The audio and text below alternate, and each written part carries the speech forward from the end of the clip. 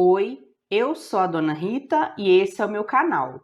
No vídeo de hoje eu vou fazer com vocês a correção do plano de estudo tutorado de língua portuguesa do 9º ano do ensino fundamental, volume 3 de 2021, semana 4. Vamos lá?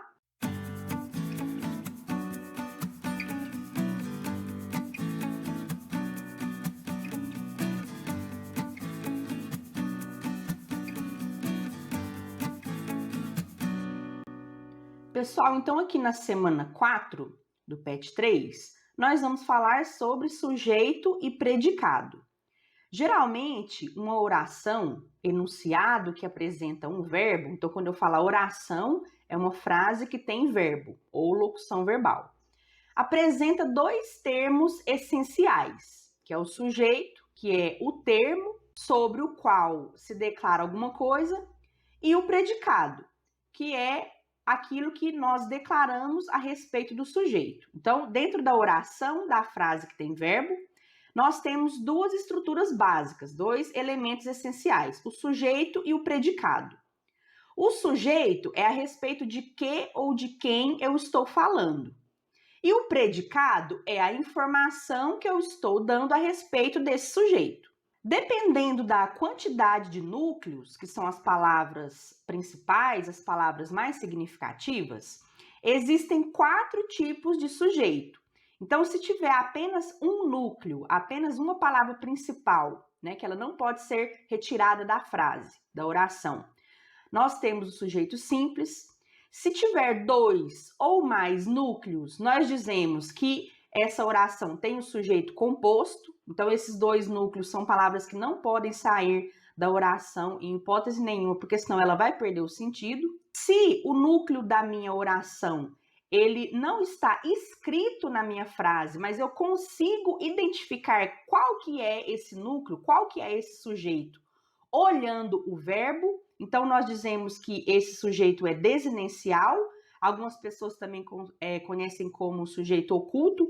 Por exemplo, se eu disser assim, ó, escrevo um pouco todos os dias, né? Então, qual que é o sujeito dessa oração? É o sujeito eu.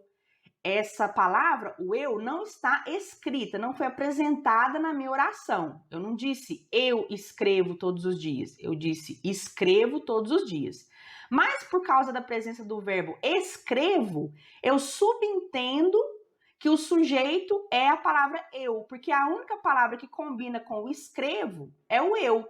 Não é, por exemplo, nós escrevo, não é ele escrevo, não é o menino escrevo, tem que ser eu escrevo. Então, embora não esteja apresentada essa palavra na minha oração, a palavra eu consigo subentendê-la a partir da desinência verbal, a partir do verbo. Então, a gente diz que nessa oração o sujeito é desinencial. Agora, se não é possível identificar com certeza qual que é o núcleo, qual que é a palavra que tem a função de sujeito dentro daquela oração, nós dizemos que o sujeito é indeterminado. Por exemplo, se eu disser assim, ó, roubaram a casa do meu vizinho. Quem que roubou a casa do meu vizinho? Foram eles? Foram elas? Foram os ladrões? Foram os bandidos? Foram os pivetes? Eu não posso afirmar com toda certeza quem que é o sujeito dessa oração. Então, nós dizemos que essa oração tem um sujeito indeterminado, tá certo? E uma característica das orações que tem o sujeito indeterminado é que o verbo delas vai ser apresentado na terceira pessoa. Então, pode ser a terceira pessoa do singular, né, que vai combinar ali com ele, com ela, ou pode ser a terceira pessoa do plural, eles ou elas, né? Só que aí você não vai conseguir estabelecer com toda certeza qual que é o núcleo daquele sujeito, se é ele, ou se é elas, ou se é os meninos, ou se é os homens, então você não vai conseguir identificar qual que é o sujeito daquela oração, então nós dizemos que é sujeito indeterminado. Além disso, existem orações que nós dizemos que elas são sem sujeito, que é quando não se atribui a nenhum ser o que se está afirmando.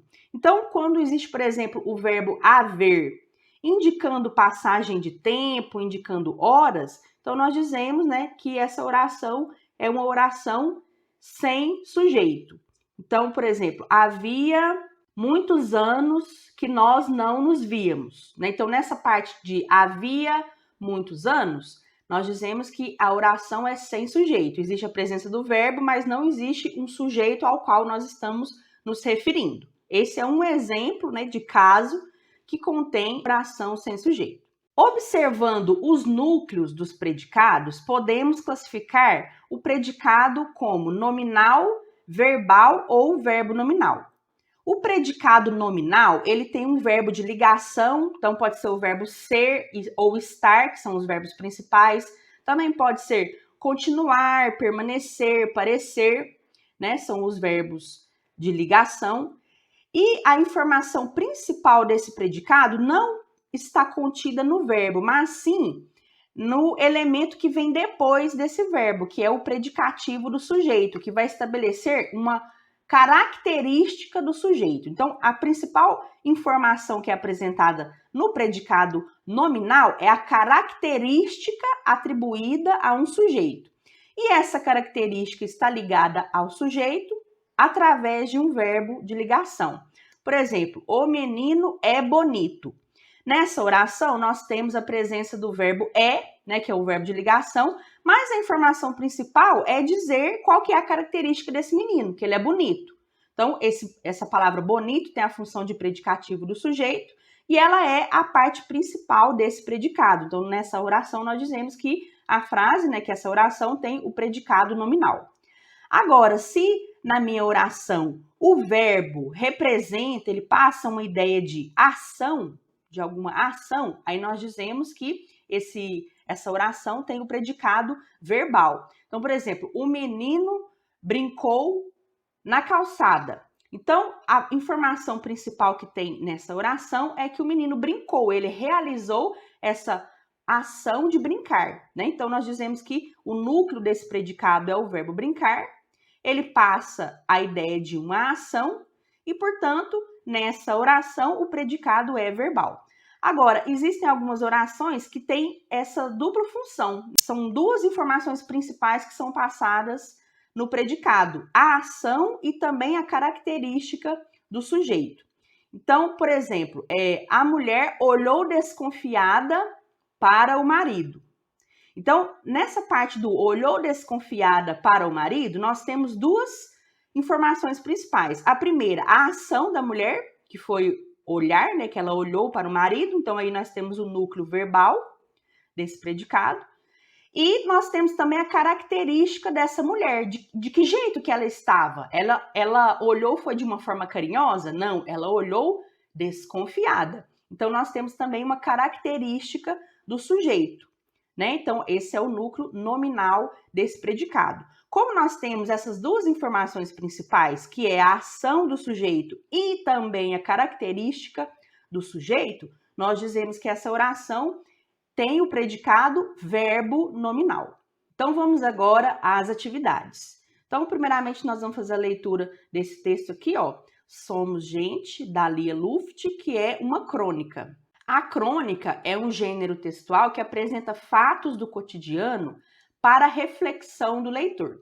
Nesse texto aqui, basicamente, a Lia Luft está dizendo que quando a pessoa chega à melhor idade, né, quando a pessoa se torna uma idosa, quando ela passa dos 60 anos, ela adquire, por lei, alguns direitos, alguns privilégios, alguns benefícios, como, por exemplo, se tiver uma fila, o idoso tem preferência.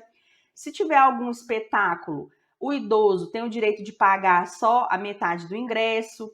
No transporte público, o idoso também ele paga metade, ele tem algum desconto, né? E assim por diante. Só que, na opinião dela, isso não deveria ser um direito garantido por lei. Isso devia ser uma coisa automática. Não deveria ser necessário fazer leis para que os idosos tivessem acesso a esses direitos. Isso deveria ser uma coisa intrínseca, uma coisa natural da sociedade, né? Então, quando a pessoa atingisse a melhor idade, quando a pessoa atingisse aí a fase idosa da sua vida, automaticamente, sem precisar de lei, sem precisar discutir com ninguém, nem brigar, nem nada, a pessoa já deveria ter esse direito.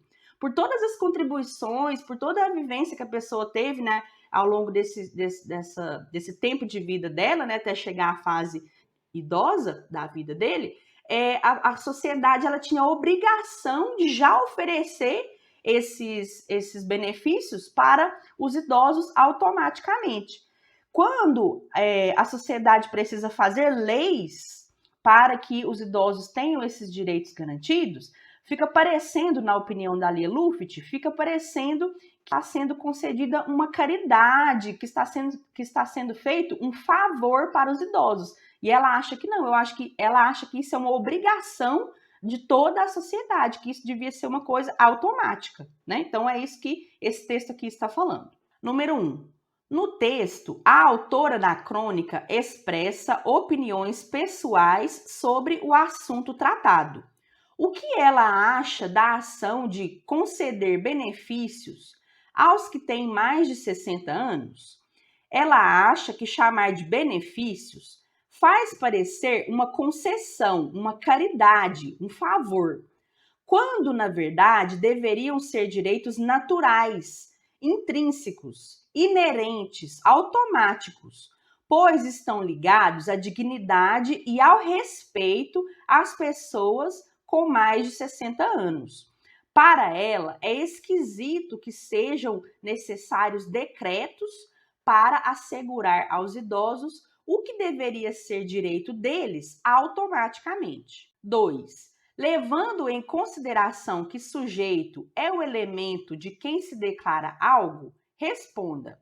Letra A.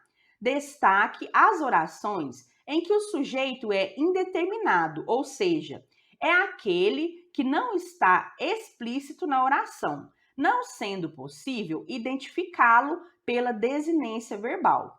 Levante hipóteses porque esse texto aí empregou esse tipo de sujeito.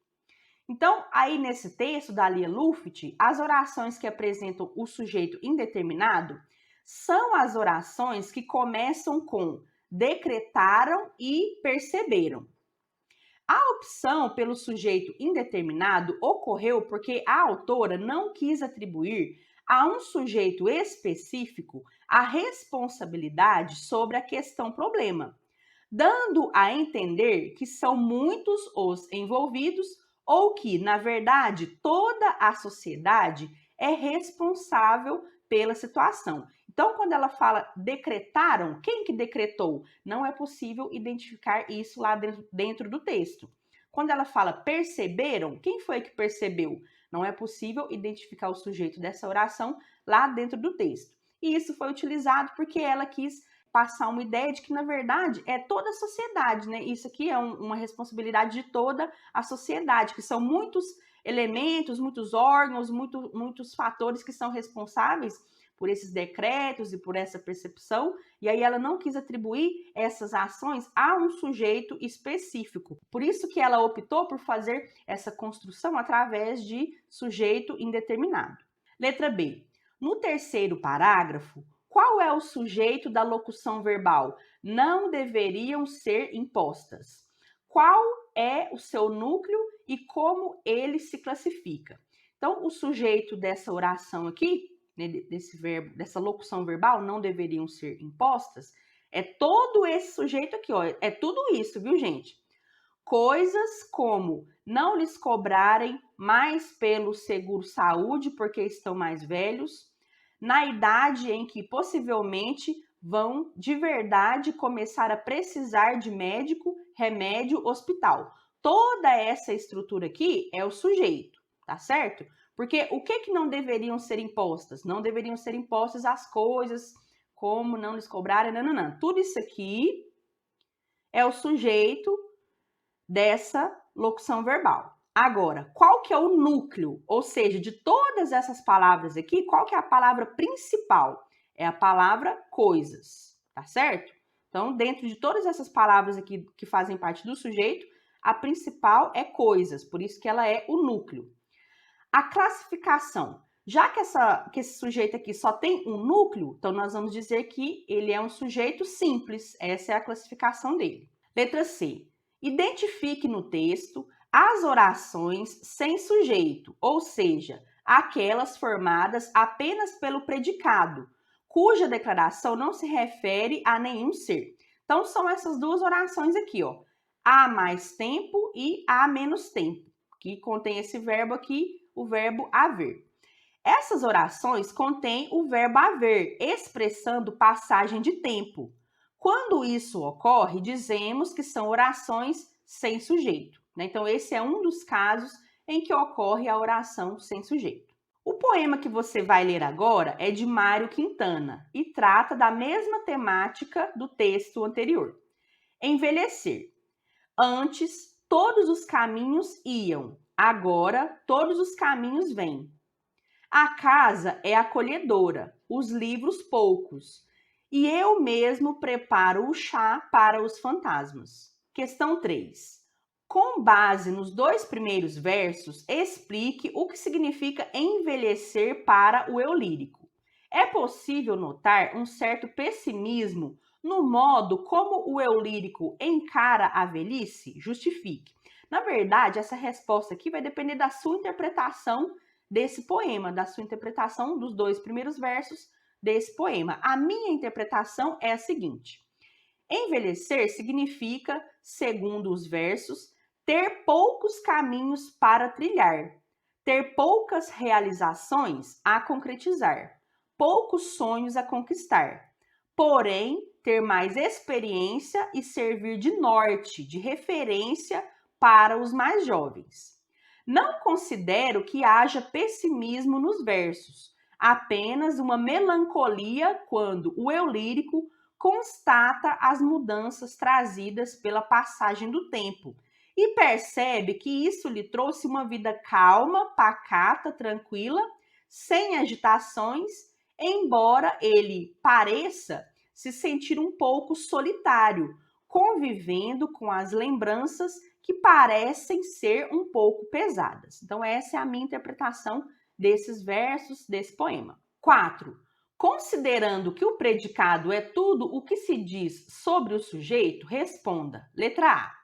No terceiro verso, como se chama o predicado das duas orações?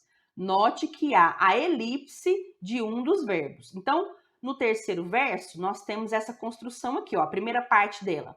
A casa é acolhedora e a segunda parte, os livros poucos. E aqui a gente subentende a presença do verbo são, por isso que fala que tem uma elipse, né? Elipse é quando uma palavra é omitida da oração, mas ela é possível de ser subentendida. Então, você tem a estrutura, os livros são poucos. Nas duas orações, o predicado é nominal. Por quê? Pois apresenta verbo de ligação, que é o verbo ser, que aqui conjugado ficou é e são, que conecta o sujeito com sua característica. Então, aqui, ó, na primeira parte desse verso, o adjetivo acolhedora, a característica acolhedora, foi ligada ao sujeito casa através do verbo é. Já na segunda parte, a característica poucos foi ligada ao núcleo, né, do sujeito, a esse sujeito livros aqui, através desse verbo que está em elipse, o verbo são. Então, nas duas orações, a parte principal do predicado é a característica do sujeito, tá certo? E a função do verbo aqui é simplesmente fazer essa ligação entre o sujeito e a sua característica. Por isso que nós dizemos que nessas duas orações há a presença do predicado nominal. Letra B. No quarto verso, o predicado é verbal ou verbo nominal? Por quê? Então, o quarto verso é esse aqui, ó. E eu mesmo preparo o chá para os fantasmas. Nesse caso, nós temos a presença do verbo preparar, né? Que foi conjugado aqui na primeira pessoa, ficou preparo. E esse verbo passa uma ação do sujeito, né? Depois disso, nós não temos nenhuma característica do sujeito. Então, aqui nós só temos a presença do núcleo verbal. Por isso, nós dizemos que aqui que esse predicado, ele é predicado verbal, pois apresenta um verbo que expressa uma ação, a ação de preparar. Tá certo, pessoal?